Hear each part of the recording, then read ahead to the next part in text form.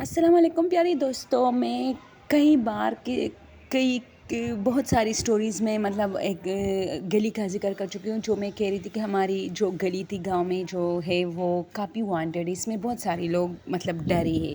تو اس سے ایک ریلیٹڈ ایک سٹوری ہے کہ ہمارے ایک پڑوسی تھے، تو وہ اپنے چچا کے گھر گئے تھے، تو وہاں سے آ رہے تھے، تو ان لوگوں کو پتہ تھا کہ اس گلی میں کافی لوگ ڈرے ہیں، تو وہ ان کے ساتھ تھے. لیکن جیسے ہی ان کا کزن ان کے ساتھ تھا، تو اس کا کزن ایک جگہ پر کھڑا تھا اور اسے کہہ رہا تھا کہ چلو میں آپ کو دیکھ رہا ہوں، اب تم گھر تک جاؤ.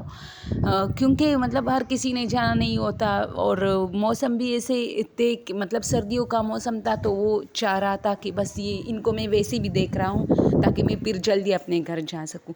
تو اس نے کہا ٹھیک ہے آپ مت آئیے، میں جا سکتا ہوں. تو وہ دور سے اسے دیکھ رہا تھا اپنے کزن کو، اور یہ جو ہے جس کی یہ سٹوری ہے وہ جا رہا تھا. تو جیسی اس نے ٹرن لینی تھی جس جگہ پہ، تو ظاہر ہے اس کی آنکھوں سے پھر اوجھل ہونا تھا. تو ٹرن لیتے وقت اس کے ساتھ ایک اور شخص بھی ٹکرایا. تو وہاں سے اس کا کزن اسے آواز دے رہا ہے کہ بھئی تمہارے ساتھ یہ کون جا رہا ہے. لیکن یہ لڑکا کہہ رہا تھا کہ نہ مجھ سے کوئی جو شخص میرے ساتھ ٹکرا کے جا رہا تھا، وہ مجھے اتنی زبردستی میرے وجود کے ساتھ جو ہے لگا تھا کہ میری آواز ہی نہیں نکل رہی تھی. مجھے خود سمجھ نہیں آ رہا تھا کہ یہ انسان ہے یا کیا چیز ہے، اور میرے ساتھ اتنا جڑ کے کیوں جا رہا ہے، اور میری تو آواز ہی نہیں آ رہی تھی. میری سانسیں جو ہے وہ پھولنے لگی تھی، تو میں اس کو آواز نہیں دے پا رہا تھا. اور اپنی گلی میں ٹرن میں نے لی اور اپنی گلی میں مڑا، اور بس جا رہا تھا. وہ میرے ساتھ آ رہا تھا، بالکل مجھ سے جڑ کے وہ جا رہا تھا وہ شخص. لیکن مجال ہے جو میں اس کو ایک بار دیکھا کیونکہ میں اس کی طرف دیکھ ہی نہیں پا رہا تھا. اس نے پتہ نہیں میرے وجود کے ساتھ کیا کیا تھا. میرا پورا وجود جکڑ گیا تھا اس طرح ایک سائڈ پہ، بس میں سیدھا دیکھ رہا تھا. اور وہ میرے لیفٹ سائڈ سے بہت زیادہ جڑ گیا تھا، اس طرح جیسے کوئی کسی کے ساتھ جڑ کے جا رہا ہو، قدم لے رہا ہو اس طرح. تو اس نے میرا پورا وجود پکڑا تھا. تو اس نے کہا کہ جیسے ہی میں گیٹ تک پہنچا، تو گیٹ ہمارا کھلا تھا، میں ڈائریکٹ گھر کے اندر آیا. تو